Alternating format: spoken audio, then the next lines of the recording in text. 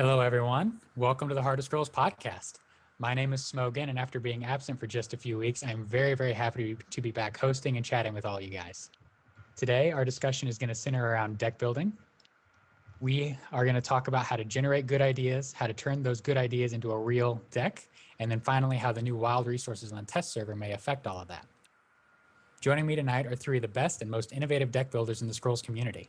First up, we're very happy to have Ivalis back on the show.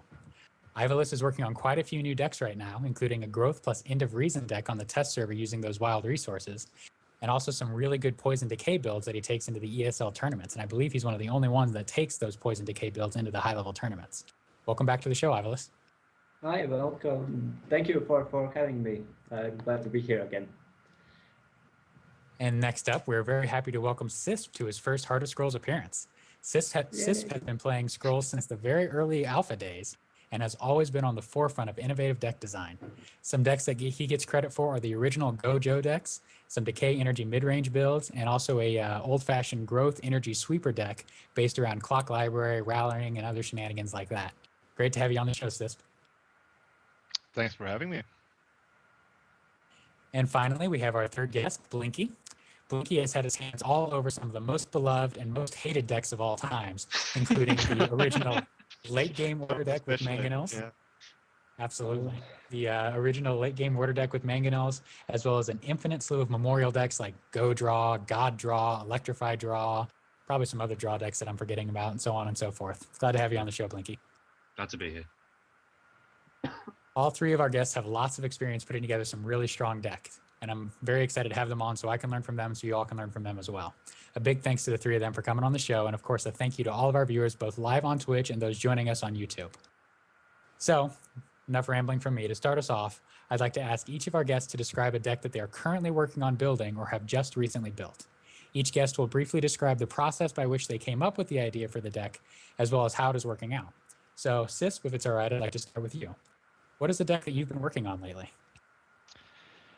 Well, due to time constraints, I'm really just working on one deck at the moment, which is my current ranked deck, and that's the structure energy without the divinator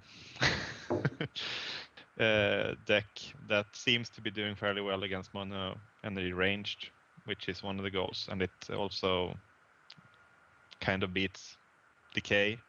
Not that anyone plays that at the moment, but it just does. And this is that deck that famously uses not so useless contraption, correct? It does. I have a bit of a crush on useless contraption, I have to admit. It's. You might be the only one. I might in the future. I might even be tempted to run it over Forge. So that's how much I love it. Yeah, it's an underrated scroll for sure. Some might say it's even useless.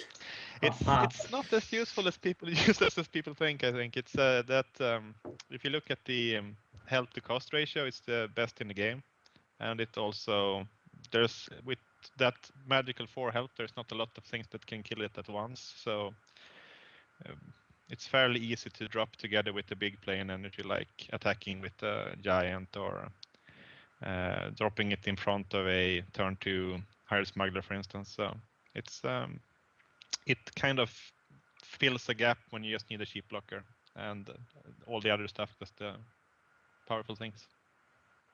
Well, you've innovated the past, but I'm not quite sold on useless contraption yet, but maybe you'll convince me, who knows? Yeah. Blinky, I'll go to you next. What kind of decks have you been building lately? Well, I've been trying to get my mono energy build right, and I think I have done, almost. But the deck I'm trying to get right at the moment is mono decay or just a decay build, because that seems to be struggling right now. So I've started incorporating growth into my deck. Added frost gales like bloodline taint, so I can get a comp going there. Trying out roads, fertile soils, all sorts of things. So hopefully that will work, and with the test server patch as well, might become a thing. You never know. But it's doing okay. It's struggling still, but I'm working on it. So you heard it here first, guys. Even when Blinky builds a deck, sometimes it struggles at the start. It takes a long time to get to the point where it's down in the metagame. Well, I think it'll take a long time. We'll see. So now I'll shift over to you, Ivalis. What kind of decks have you been working on? So basically, I've been finishing my energy deck for ranked, but since I'm not the best energy player, I mostly took cues from Blinky, from Magpie, so it's it's almost the same as they play. Maybe there's 1-2 card difference, but nothing very special. But the deck I wouldn't call it my baby, but at least I don't see it played that much. It's a growth deck that uses End of Reason with growth tokens to as another board clear basically. So I think I've perfected it as much as I can. So I'm done with that. So yeah. Well, definitely out in left field a little bit, to use a baseball analogy for my few American viewers. So let's speak a little more generally now and go back to the very beginning of the deck building process. For a lot of folks, just coming up with ideas is a challenge. For others, deck ideas just seem to flow very naturally out of them. Me, I am the second camp. I have a hard time coming up with ideas, but I'm a lot better at taking an idea and actually doing something with it. So, Blinky, I'll start with you here. How do you go about generating ideas for all your decks? Two ways. When new scrolls come out, I think that's quite fun. How does that interact with what we've got already and what's come out now? Or just through general testing, stick like all the new scrolls together and test them out. I think that looks quite cool. Let's abuse that sort of idea. And it's just through general testing and theory crafting. The more you play, the more you get to learn how things work and just get a good idea of what would work well together. It's like take Bloodline Baleful Witch. That does 1 damage for each curse value on a creature. So what goes well with that? Bloodline Taints. There you go. How can I abuse that further? Maybe more curse scrolls or frost scale, that could work well. So it's just putting ideas together that you build up over time. Is how I do it. Is that similar for the other two? Yeah, kind of. The difference is, I think the biggest difference is this. For example, Blicky has a lot of playing experience, and I find the more you play and the more time you spend, the more like you naturally see these combos and that those cards you can abuse very easily. So that's a huge advantage he has over most of us. But yeah, I think the general idea in deck building is just putting something together, playing, then tweaking it, and redoing again, and so on. Yeah, it's similar for me. I think it's sometimes sometimes I see this new card being released or something I find that either I see played against me and I see I can do something better with that, or that I find something that's fairly underutilized. But there's also those moments where I think I figured something out about scrolls. I remember Gojo's was an attempt to break the concept of if you stop ramping at like 3 or 4 resources only, and then the idea was that the 2 cards per sack is fairly overpowered compared to traditional games, and you want to get into that point where you can do that and drop everything you draw at the same time. Usually the resources actually in general I feel is the constricting factor, not the amount of cards that you have in your hand. I seem to be playing with a lower hand count than most, I think. I think that's also something that a newer player struggles with a little bit, that they don't balance the ramping and the card draw properly. And then Gojo's was tried to make it an extreme. I mean, if I just stop at a very early count and play mostly 1 cost scrolls with a few 2 cost scrolls in there, how much early aggression can I put out, and can they really deal with 3 creatures a turn even though they're small? Yeah, it's an interesting deck. It's definitely not the best in. I don't think it's been close to the best in any meta, but it's always had a few good matchups. I mean, it was good against Godro, for instance. So yeah, but it's sometimes it's like that, and recently it's there. I have another couple of theories now that I'm trying to figure out if I can do a deck around. But Well, it's that those are a little bit fewer and far between compared to like starting up, for instance, of a base. I mean, the current one I'm doing right now is basically I noticed that the two scrolls in structure energy that actually beats decay is charge coil and state machine. All of the other stuff you can actually do without. But if they can't remove those two, then their whole plan of dropping creatures doesn't really work. So I tried to build a deck around those parts just, and then see how many structures I need to play to be able to do machine chant, which is the key scroll I think to structure energy, not actually the divinator. The machine chant is more important. So yeah, it comes from different angles I think when it comes to like a seed for a deck, and a lot of them are pretty bad. They turn up to be nothing really. And some well, are that's not big, okay. so, yeah, you have to have So a few. one of the seeds that you mentioned that I'm particularly interested in talking about is identifying a hole to exploit in the metagame, for example. So you talked about Gojos and how you wanted to just test, can other decks handle me taking advantage of this mechanic? Yeah. What kind of decks have you guys tried to build recently that have tried to take advantage of one of these holes in the metagame? I don't have an Yeah. answer for that. Well, it's not really a hole. I would say it's more a counter to what's popular. That's how I put it. So we've got mono energy being the dominant thing. So you think, well, mono growth worked quite well last time. Let's try that again. What specifically in energy is weak? It's low health, so maybe throwing frost gales in there. Yeah. That sort of thing. That turned out not to work too well, but it's worth a try.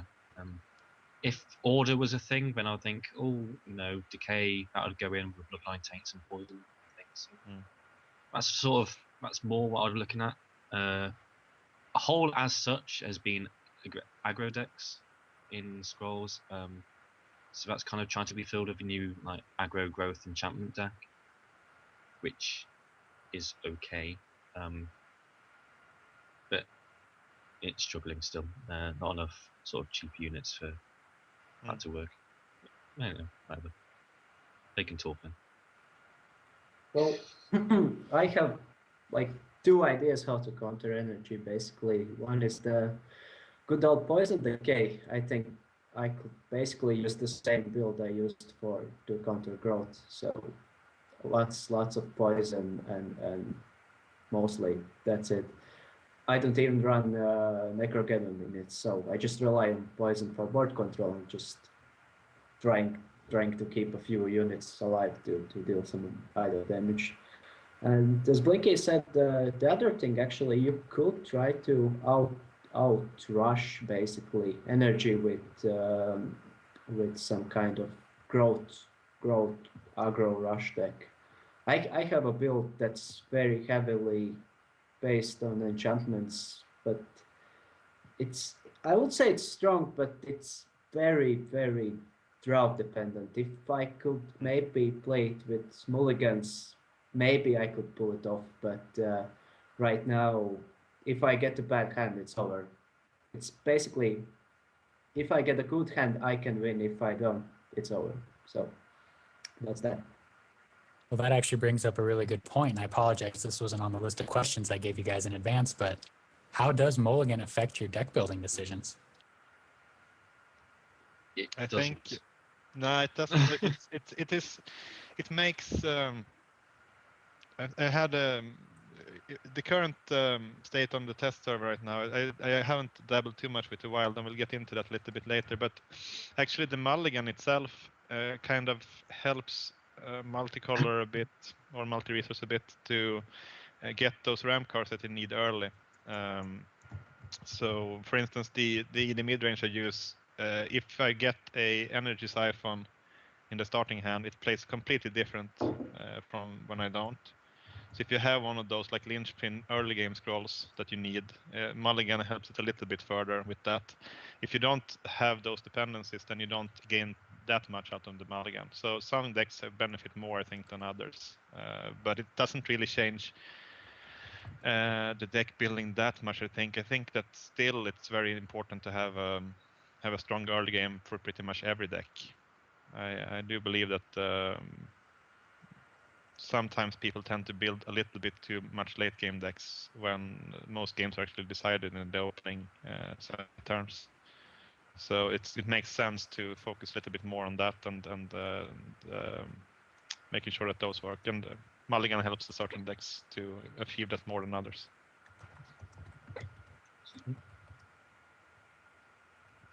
Blinky, what do you think about how Mulligan affects deck building? I don't think. Well, it hasn't done anything for me so far. I haven't really tested it out What too has much. it done for you lately? I haven't really touched Mulligan too much. I haven't built any deck around now being able to Mulligan. It hasn't affected my decision whatsoever. Fair enough. You also mentioned earlier that there is kind of a hole where aggressive decks tend to be in the metagame for most trading card games, but in Scrolls, there really isn't a way to win before turn 8, turn 9, turn 10. What other lessons can we take from other trading card games that might apply to Scrolls? Do Scrolls decks tend to fit into these traditional aggro combo control archetypes, or are there different archetypes in Scrolls? For one, it's tough for Scrolls to have an aggro deck because all our creatures are twice as slow generally. We've got Countdown, they attack every 2 turns instead of in every other TCG, they attack every 1. So that doesn't help. So for more aggro decks, we need to be more aggressive creatures. But then to balance out in the overall scheme of things is going to be tough. But that's not my job, which is fun. It's just breaking things is mine. I'm not too familiar with other TCGs to know too much. Hearthstone I've dabbled in, but that's just more streamlined. I mean, Scrolls is just so different in terms of since it's got the board, it's hard to say. So I'm not going to guess.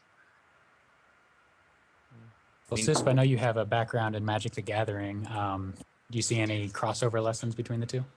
You too. Yeah, I think it's. I see a lot of the card evaluation, or sorry, Scrolls evaluation. I promised myself I shouldn't say card today. I failed already. It's only like 18 minutes in. Damn it.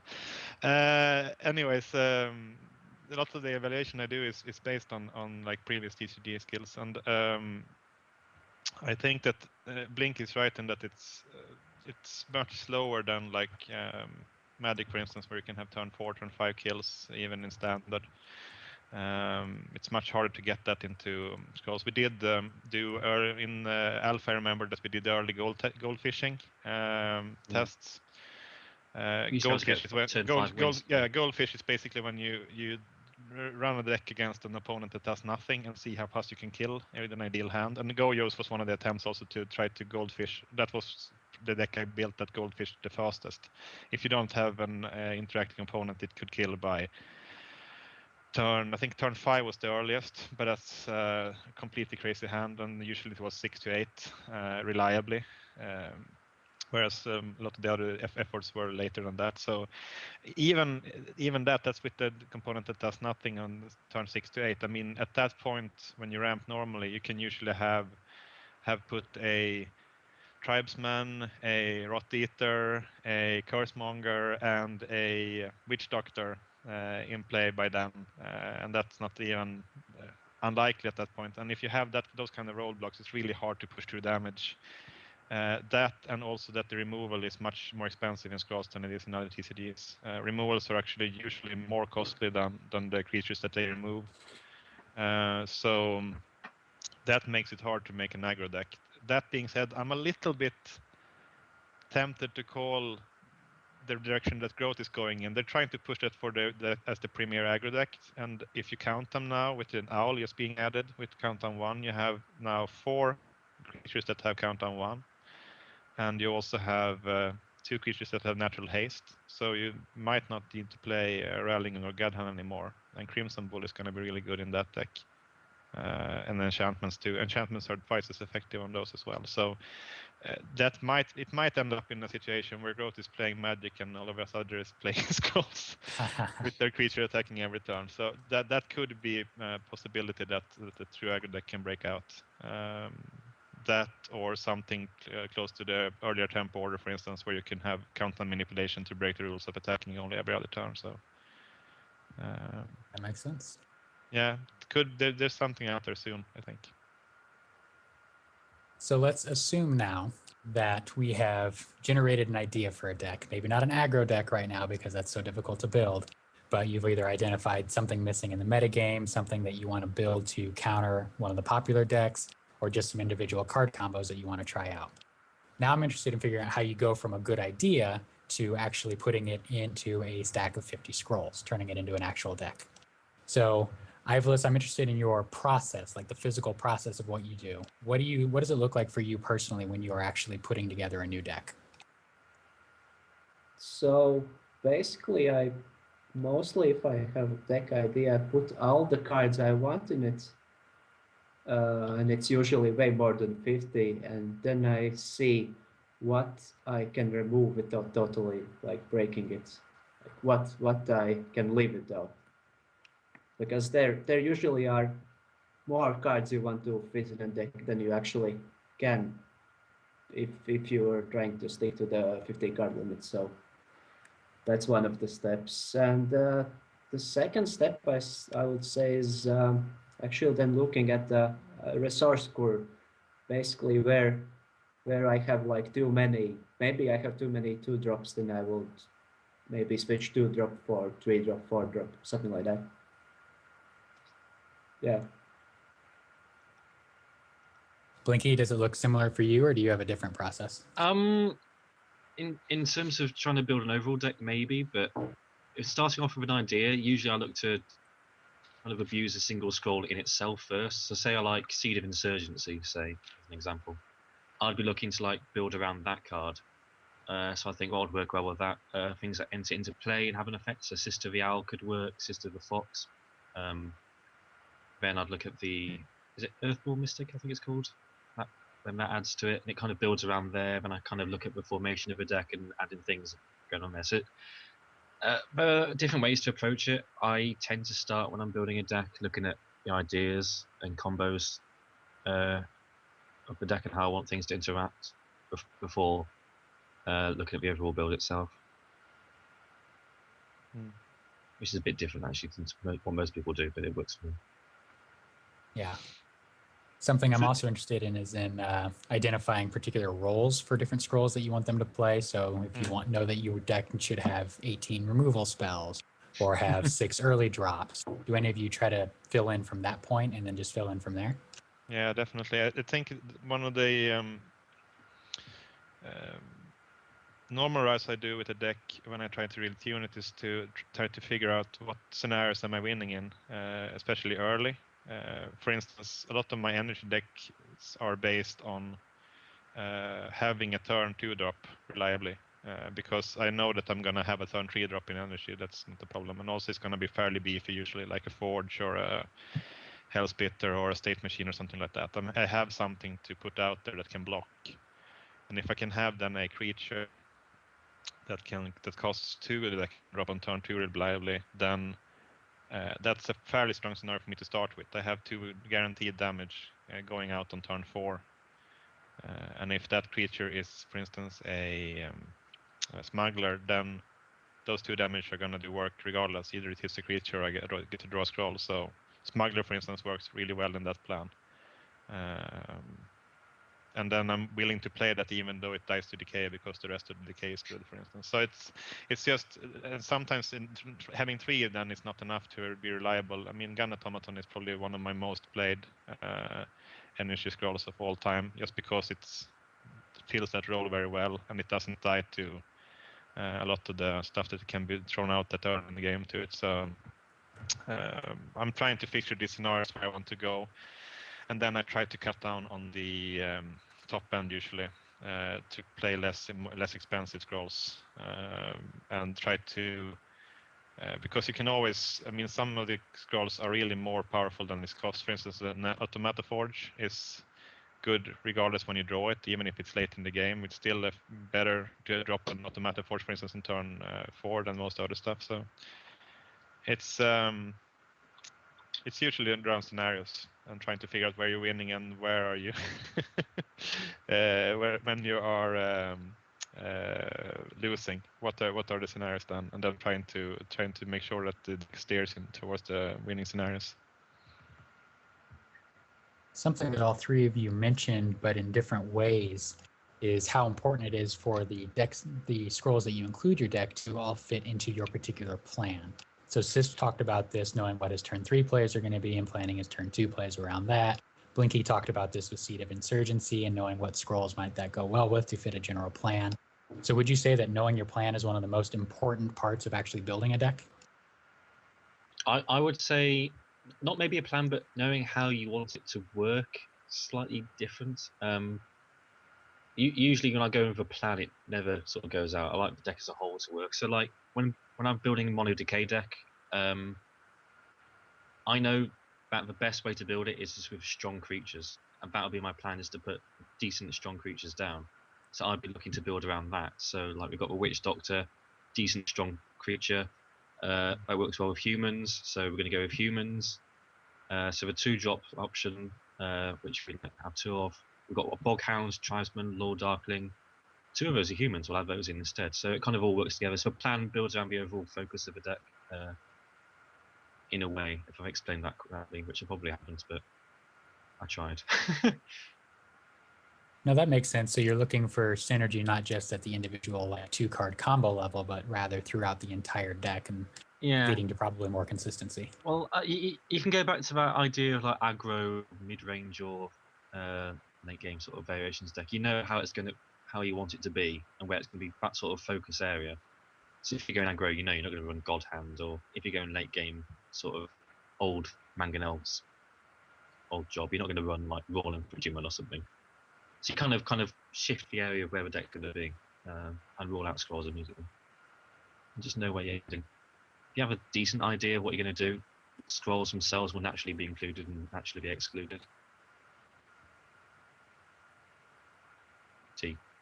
Something else that I have a list that you mentioned, so I'm wondering if you can talk a little bit about this, is the cost curve or mana curve or resource curve. Basically, how many of each expense of scrolls you include in your deck. What advice do you have for people for building an effective cost curve? Yeah, well, basically the thing about curve is actually that's the thing that basically determines your deck's plan in that way, because if you're going up to only 4 or 5 resources, it's an aggro deck. That's basically determined by the resource curve, because at that point when you reached your top resources, you want to just sacrifice for scrolls and keep growing, and you don't plan to go late game with such a deck, and if you do, you're mostly losing at that point. But if you're going up to, for example, 8-9 resources, that's clear, that's a late game deck, and you mostly what you want to do with your earlier scrolls, you want to stall the game as long as possible to get to this late game where you are more in a better situation, basically. So that's what you have to think about when you think about resource curve. And you should always try to make it even, not leave, like, for example, any holes in not having 3 drops or 4 drops, and just smooth it out overall. Sis or Blinky, do either of you have anything to add to that? I think that the combined plays are important to think about as well. I mean, a lot of times you think about a resource curve as being only stuff that you can play. You can only play like 1 card that costs 2, and then you play next turn you play one scroll that costs 3, and then you play a scroll that costs 4 and 5, and that's a perfect game.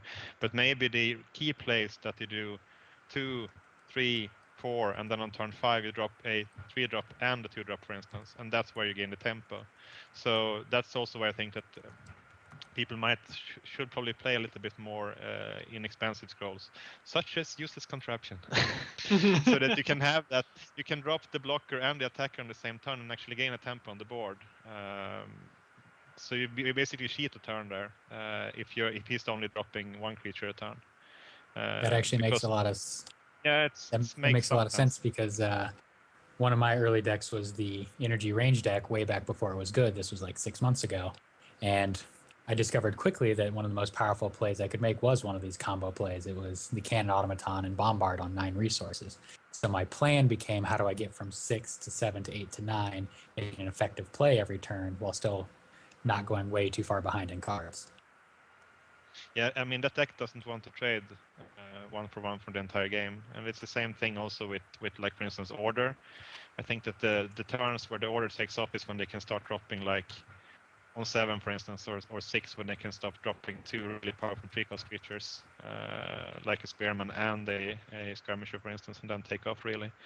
So getting to that state fairly early is good, and that's also why it might be a little bit tougher for stuff like Champions, for instance, to impact the game, because as I see it, it's rarely about, scrolls are rarely the limiting factor. It's usually the resources, and the Champions, even though they're really powerful, there's usually a lot of plays, for instance, for 8 energy that can do combined plays that are as strong as them. So harder, more costly scrolls need to be really powerful for them to really work, I think. Yeah, that's all I have. That's I think that's enough. Yeah, you said everything I wanted to say, so that's that. Well, very nice. Well, there's a discussion going on in the chat, and I don't want to spend too much time on this because I want to save some time for our discussion of the new wild resources and multi-resource decks in general. But there's a conversation about what exactly an aggro deck is versus a tempo deck. Does anybody want to weigh into what they think about that? Go for it, sis. Well, go on. I will take it. Oh, okay, go for it. Go for it. Tell. I did when I did the deck types post around the beta release. The definition I used there was that the aggro deck is trying to play its own plan. It's trying to basically kill the opponent as quickly as possible, so that opponent's plan doesn't really take off. It's trying to not care about what's on the other side of the board. Whereas a lot of the decks that we have today are slow enough that they have to play something which is closer to like tempo order or aggro control in the regular terms. That it's trying to play efficient threats and efficiently remove the opponent's threats, so it can win. It basically starts to stay in a state where if I play a creature and you play a creature and I remove your creature and still keep my creature, I'm 1 creature ahead that's constantly attacking you. So if I can keep that board state, I'll win. That's usually what you define as tempo. That you try to not be like miles ahead of the opponent, but you try to be at least 1 step ahead of them and finish the game in time. And then late game or control is more of like, I kill everything you put out, I'll clear the board, I'll lock it down, and then eventually I win with anything, because at that point I have complete control. So I think that's usually the 3 main one. Combo is a little bit weird. Combo is, and traditionally it's usually like aggro, because it tries to kill you as fast as possible, but there's no combos in Scrolls that are actually kill combos at the moment. There's been like powerful synergy combos, but not any kill combos like the stuff they have in Magic, for instance, where you have turn 1 kills of broken combos. So it's a little bit different, and it's probably good that there's not that many combos, because we have this thing called the board. And if that is irrelevant, I think it's a completely different game. So it's probably good that we don't have those. But synergy combos we don't mind. Those are what makes the game fun. So I feel like the Memorial combo decks are the closest thing to a true combo deck we have. No, I think it's more like a control.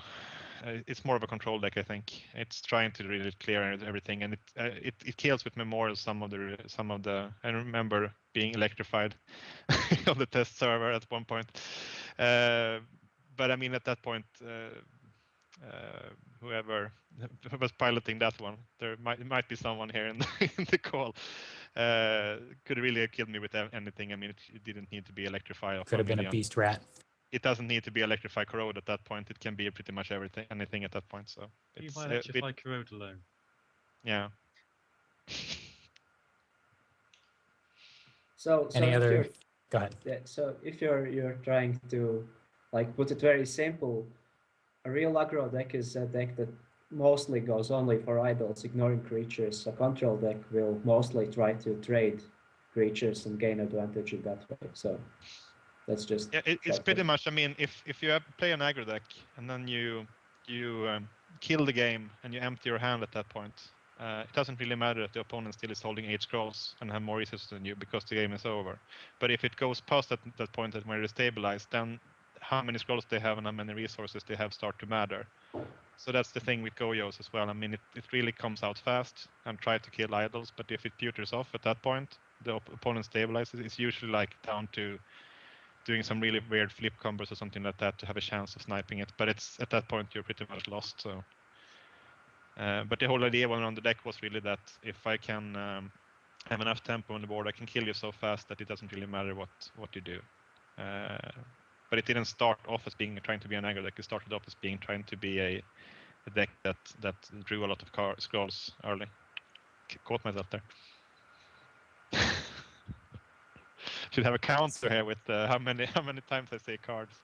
Oh, that's okay. I slip into the MTG terms basically every podcast. People are just going to have to get used to it, I suppose. Last question on this topic before we move on. This is from the chat. The suggestion is that Mojang has built more of a tempo game, whereas Hearthstone has built more of an aggro game. Do you guys think this is a correct characterization, and does this give either game a better foundation? Blizzard, Hearthstone is a game. It's just normal. It's not meant to be anything. But Scrolls, being as it is with the board and the countdown, it's just going to be slower in itself. So they haven't deliberately set out to build like a tempo game, as they put it. As I said, with the countdown as it is, and how the board interacts and things, it's going to be slower. So until Mojang bring out faster creatures, and bigger spells, it's going to be as it is. So I don't think we've naturally gone out to. I think Mojang haven't gone out to build the game as slow as it is.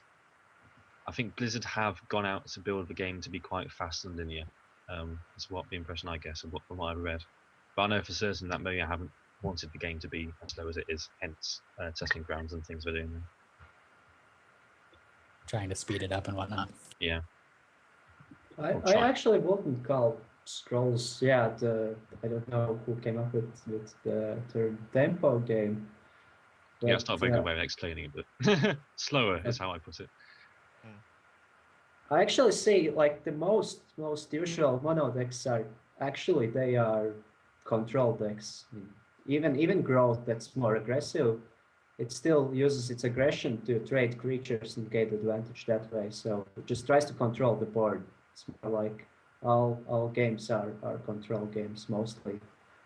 So the only like the really deviations from that are aggro decks and combo decks mostly. So yeah. Yeah, I think it is slower than a lot of games when it comes to like. But it comes a little bit from the board as well. I mean, if it was much faster, the board would matter less. I think then creatures would just trade one by one, and formations and stuff would matter less. So it'd probably be less interesting. It was if more stuff had countdown 1, we would probably play out very differently. It's interesting that if there was only say one idol, or there wasn't the board aspect sort of lining up thing as you put it, the game would be less interesting, less skillful, more boring, but it'd probably attract more people. Sadly enough. But that's how things go. Maybe not the right people. No. Maybe not. No, but it is definitely I personally don't have a problem with the pace of it, but it's or I wouldn't play Structure Energy, but I mean it's the and I would play Goyos all the time. But the problem might be that is there enough variety of, like, if you only have mostly tempo decks, do they differ enough that it is not only cosmetics around the factions? And I think that they have found a fairly good balance now of the factions are starting to diverge a little bit. We'll see a little bit on this countdown 1 on growth if it continues to be a thread. But they're starting to diverge a little bit more now than they were before. If they can clean up some small stuff a little bit more and then make the resources even more pronounced, I think that it's fine that every deck is a mid-range to control deck. We don't need the aggro decks that much then. There will still be like more aggressive versions of aggro decks that can beat the go draw decks, for instance. I mean, that's one of the ways of beating slow decks is killing them enough before they can set up really. So I think we'll have all varieties, and I don't think it's necessarily just a tempo game. It's there's more to it than that. Well, thanks to all three of you for your insight on that. Sorry, go ahead. Do you have one last thought on that? I actually wanted to go a bit off topic. There's this interesting thing that I read recently that Feria, another digital card game, they changed their whole mechanics from a system like in Scrolls where creatures don't hit back to every creature hitting back the creature attacks it, like in Hearthstone or MTG, and they said they did that in order to speed up the game and make it more dynamic. And I've been thinking how that will affect Scrolls. It will, of course, it will first completely break all the scrolls and stuff like that. But I think it would make scrolls slower, wouldn't it?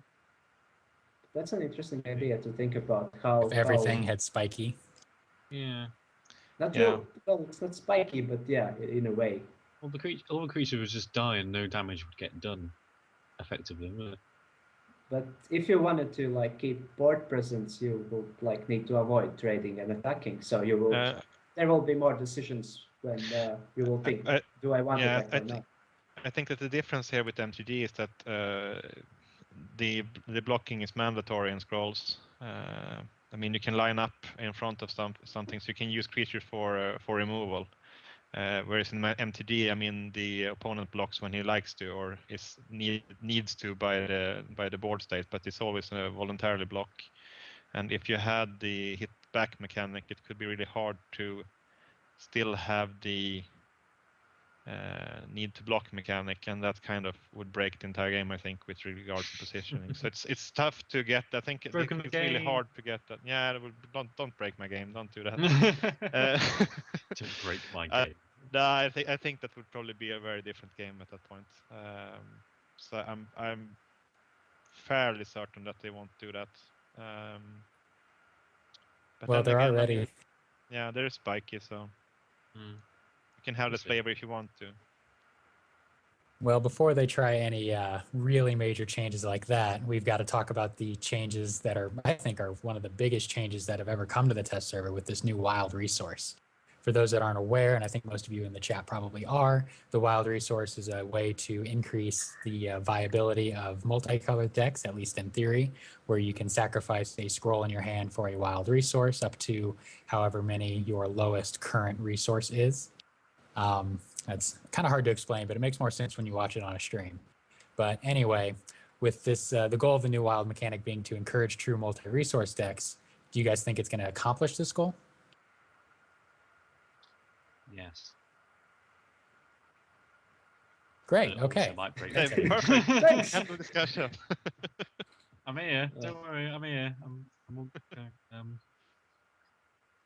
I think it's going to be a difficult balance for them to find, but we'll find out. We're going to have to take out all the ramp scrolls and start redesigning them all again. Maybe increase the cost hugely, but we'll find out. It's going to be interesting. Ivalize, go. You go. Well, I think we have different opinion. I think it's gonna be decent only for splash decks, and we won't really create a new multi-resource deck meta. At least, I think it's gonna help those decks that work now as splash decks. Those decks will get a slight boost, but otherwise, I don't think it's that strong. No, but it is strong. Effectively, if you're playing 2 resources, your second resource below cost is effectively doubled. So every time, if you're playing, say, Growth and Order, every time you sack for Order, being the second resource, you're effectively getting 2. So, like, I can now put Imperial Resources in my Growth and Order deck quite easily because I can just go to 3 Order, 3 Wild, because whenever you sack, you always keep Wild up with your second resource because it can be played for either your main resource or your second one. So you're never losing anything. There's never any downside to that. So since you're up to 4 Order, you can play Imperial Resources. I mean, there's no downside at all. So it is dead easy to now create a multi-resource deck. But there is a problem in that it might be too strong and too easy now. I wouldn't say dead easy. It is. But maybe for you. But I think that they did achieve one design goal that they had probably, and that is that the problem with tapping resources or deciding how you spend your resources if you have multiple choices there is that it's really admin or bookkeeping, and you don't want to have that when you have turn timers as well. I mean, that's probably one of the least appreciated parts of Magic, that you need to tap all the lands all the time and then untap them again. And the Scrolls that's all that bookkeeping for you. And I think that they did a really good job of doing an interface where you don't have to choose, but you still can see how it's going to affect before you do the play. There's no if you haven't noticed on the test server in the notes, they also added the preview there when you're playing your scroll, that you can see how much you'll have left. And that they've set out to do. They did create a very strange, interesting system, though. I think it's fairly telling that it's really hard to explain it. That might mean that it's maybe not the final solution here, because it's tough to explain exactly how it works, and it's not exactly new player friendly, I would say. And it also creates all of these weird things of the new splash being a 2 cost now instead of a 1 cost, for instance. Now we brought back Podder and transposition again. Yay! Because we all remember how fun it was when every deck was splashing those cards. So yeah. Well, if I can give another example of how deep you can actually go in splashing, rather multi-resource. The old Decay and Growth deck, we actually say go up to Rat King or whatever. You can, if you go to, every time you go for Growth, you can then go for Wild, obviously. So you're essentially still ramping into Decay. That is the good part of it, because you're never losing. Every time you're sacking for Growth, you're losing your main resource and how much you can do there. So you just need to get to 3 Growth now, so you can play Quake. You can play Growth at 3. You can play Quake at 3 Growth, essentially. That is how good it is for me. We're entering into very dangerous territory here now, because one of the things that they're holding back, not that, but like, for instance, we go back to that old dragon of MTG again. One of the things that always is holding back like multi-resource decks, not just playing all the good cards, is the mana bases. That less reliable mana bases actually gives you losses in the end, in the long run, because you'll have those weird draws and you have those additional mulligans, etc. So it kind of brings down your win percentage a little bit when you start doubling out the mono resource in Magic. And since you have perfect ramping in Scrolls, when it comes to the natural ramping, you can always pick what resources you want. It's like you're drawing your perfect lands every time in MTG.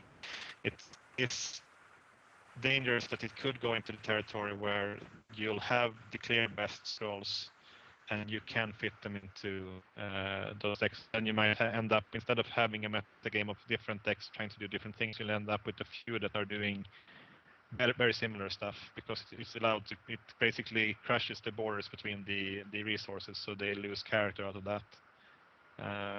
And it's a little bit more dangerous here in Scrolls. One big gray mob.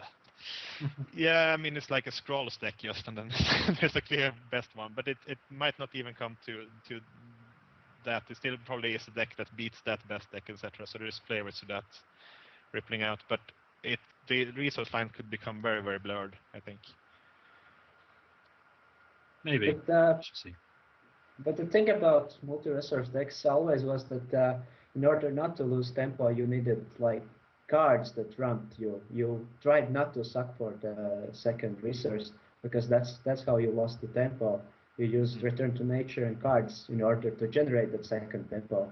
and that's still faster than sacrificing maybe for the wild resource. So if you're sacrificing for the wild resource, you're still losing tempo compared to mono decks. So that's why I'm thinking it's not so bad. If you sacrifice the tempo for a later advantage, it's okay. Maybe they're stronger, but I think they still will lose in tempo to the mono decks. So Yeah, because I mean the idea now when you do multi-resource is that you add so much draw and 2-for-1s that you make up for having those extra turns where you sack for resources. I mean, for instance, the mid-range I did was, I think it was like 28 scrolls or something like in there that either 2-for-1s or better or draw scrolls. So I mean it's and then it also runs 6 ramp scrolls.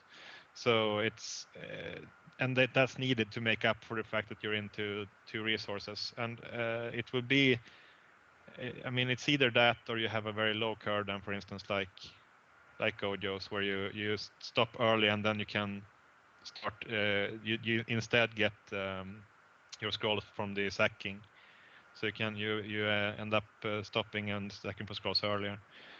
But you need all of that to make up for the fact that you are slower in the early game compared to a mono resource deck that can get to that point where it has everything that it need faster. So it's a little bit. I don't know if that's the kind of multi-resource decks they want either. I mean, only that you need to have that much draw.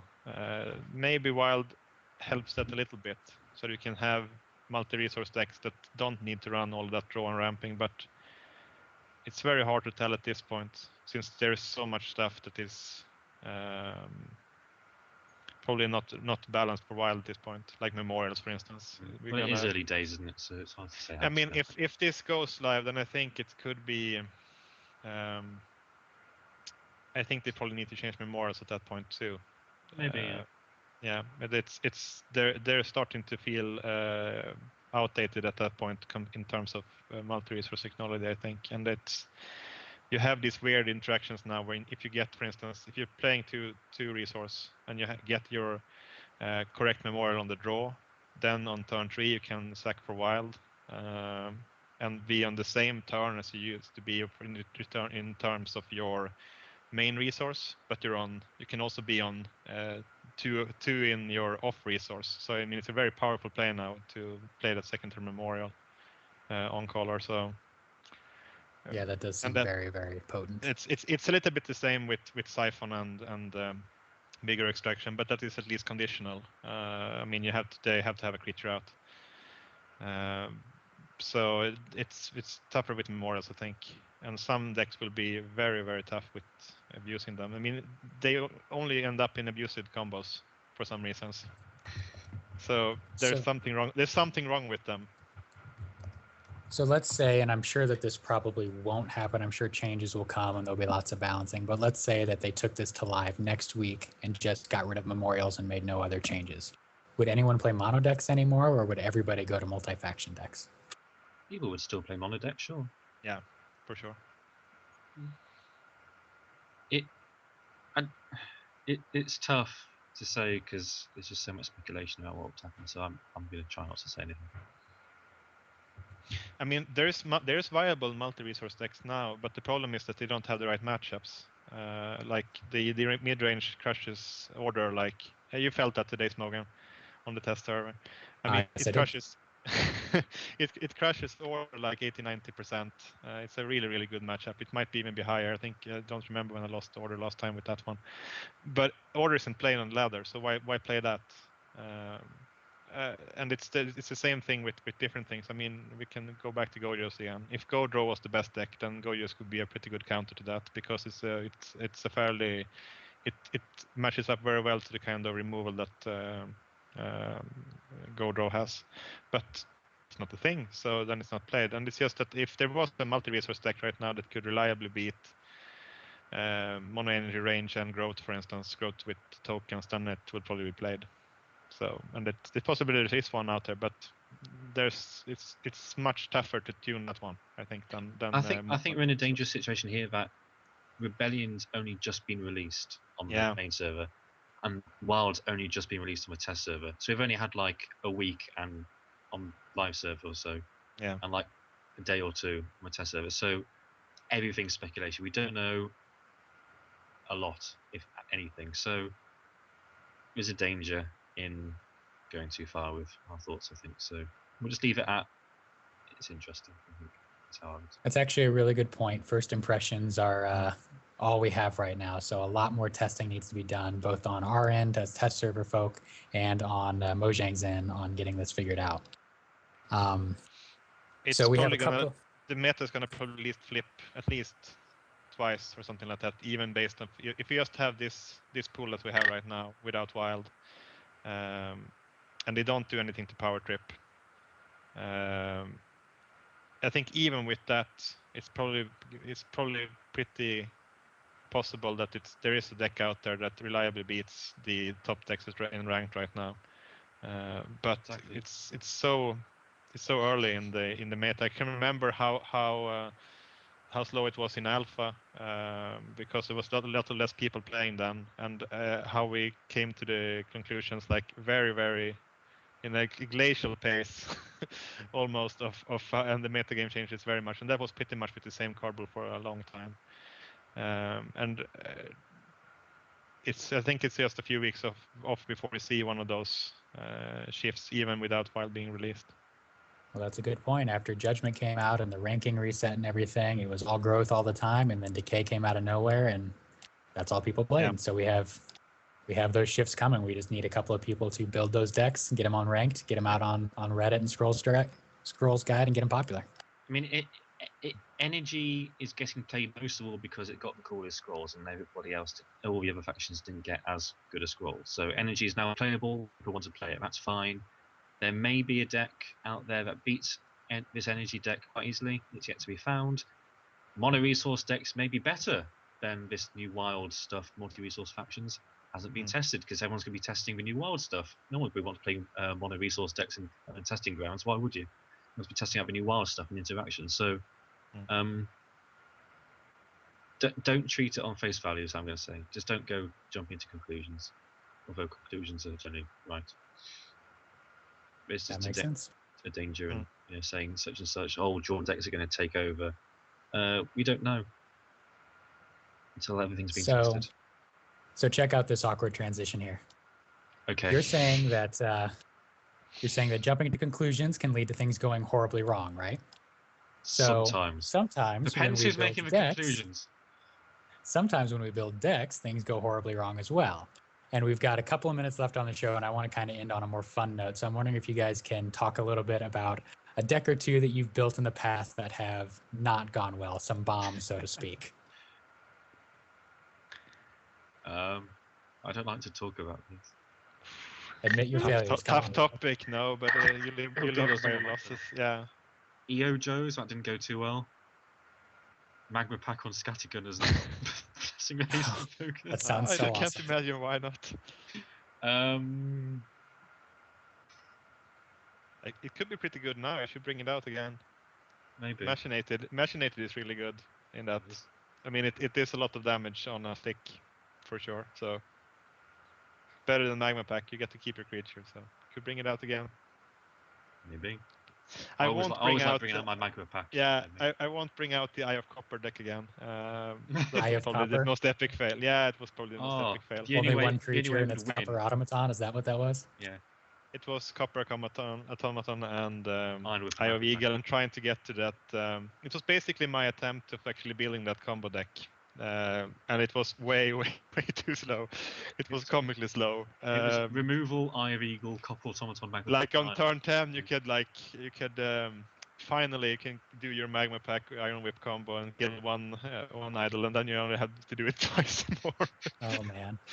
So like turn 40 kill. No, it wasn't really exactly the definition of combo I had earlier, right? Where you were faster than your opponent. You were pretty much not faster than any deck. I can just picture how excited you were building that deck, and then how devastated you were the first time you tried it. I could feel that I could see that I need to try this probably to prove it that it didn't work, but I didn't have high hopes. Sniping idols with the Copper Automaton I didn't go for ranked with it. No. It used to be a thing though, didn't it? Having Copper Automatons on with the Magma Packs in the mono energy deck. That used to be a thing. Think about Corrode. Corrode. I want Corrode to be good. It In is. some sense. Nerd totally beat No. me one time. Aren't No, you meant to it's be the not. corrode master? What's going on? It's not. No, I think with the problem with Corrode is that you can have. I mean, if you have concentrated fire or machinated or desperation or all of the other stuff that do similar stuff, they can also hit dials. You can also hit creatures reliably, and Corrode just does one thing pretty badly. Ivolis, do you have any decks you're willing to admit to that failed miserably? I think my saddest failure was actually that it was God or Dog Draw deck with Scavenger, Construct, Animavore, and us two fit memorials around it, and it was my way to ramp. Then kill my own memorials and draw cards that way. And the only like lethal thing I had my deck. I don't think it was the only creature, but the only lethal thing I had was Darklings. So that was my win con. It's funny, my Glorious. version of Faith Chains work. So you're just looking at the wrong win con. Was this before? Well, the win con wasn't important, but was this the before or fact after Nekogeddon wiped the board? that was Necrogeddon was 6 till then, and it was It was okay. still so many husks. Was it? I think it was at the time when the Watcher cost 2 and dealt 3 damage still. So I had Watchers in there too, maybe, but still. See why that failed. So mostly no creatures. Just it was basically like 3-color dark. structured deck without energy, which makes a lot of sense. Okay. Sounds lovely. Yeah. Sounds fun. So the lesson to take away from all of this is that even the best build some hilariously awful decks, and it's okay if you build awful decks too. That's part of the fun of a trading card game. I mean, it's not a bad deck if you learn something of it. Like Good point. maybe one creature is not enough. I've learned. I did try that after actually. I have tried only Solemn Giants and 3. Eye of Eagle. Yeah, Vic shaking his head.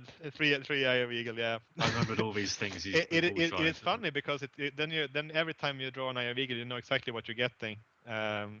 Yeah, Solemn Giant. And then you play only structured. Yeah, don't try it at home. But there is. I mean, if you learn something of it, then it's fun. Even if it's like a bad starting effort that you learn that okay, but this didn't work. But hey, Vitality Well seems pretty good. Hey, there you go. One thing I learned from a recent deck it failure triggers of mine. off rallying. Okay, I didn't know that. It turns rallying into a semi. Well, it gets the healing part of Imperial Priest. So, I mean, you That is always learn definitely some a combo stuff I have about. never played. This was viable at the time when we tried to beat Order and Spiky with growth. Then it actually came into play a bit. Well, talking about learning from your bad decks, I tried to build a deck recently around the name that I created for it. I was so proud of myself for coming up with the name Dojo for Decay Order Joe's deck. Tried to build that, failed horribly. So the lesson is do not build a deck around a name, build a name around a deck. That's good because I normally call my decks just like Zhug. I just like bash my keyboard for the names of my decks. So that's never going to work for me. I always get so excited when I have a really good name for a deck, but it's always like sometimes the name is better than the deck itself. Right. Like, this is one of my primary criticisms of the Scrolls community. One Order felt really. I mean, that was a great name for a deck. Great name for a bad deck. I had a good one for Wolves, which was Charge of the Bite Brigade. I was quite happy about Nice. that. There you go. I kind of like the approach of naming decks based on the key cards. So my growth energy end of reason deck is called Growth Reasons. So kind of like that. That's how growth reasons, by just exploding and killing everything. Is that what you're saying? Well, yeah, I guess. But I really want to build like an entire series of different decks around Earthborn Mystic now with like Languid Mystic, you have Magma Mystic, you have Mark Mystic, with the Unleashing Mind the Power Mark. Mystic. What's that? Unleashing the Power Mystic. Yeah. Mask Mystic, obviously. Best combo. Reaping Mask. So this is our challenge to the community as a whole. I am tired of playing Mono Growth. I am tired of playing Mono Decay. I want to play something with a cool name. So if you build a deck, come up with a cool name for it when you do your write-up. Okay, everybody? Or else. I see Or Stoner else. Order in chat. That's a great name. Absolutely. Stoner Order. Stoned. Okay. Well, that is all I have for you guys besides a few final plugs that I want to throw out real quick. The Bracken Brawl is tomorrow, the finals for that. We've got a couple people on this call I think are going to be playing that. We have the Badger Guild versus, is it Strategic Angels that we're facing off against? Yeah, strategic angles. The Angles or the I Angels, like whatever that you came want to over, call I them. heard it. Either way, they're strategic and they're coming after our crown, and we're going to try to fend them Coming off. from all So, different. from all different angels from all angles. Oh my yeah. gosh, I need to wrap this up. My jokes are getting worse and worse and worse. You're in a good spot for that.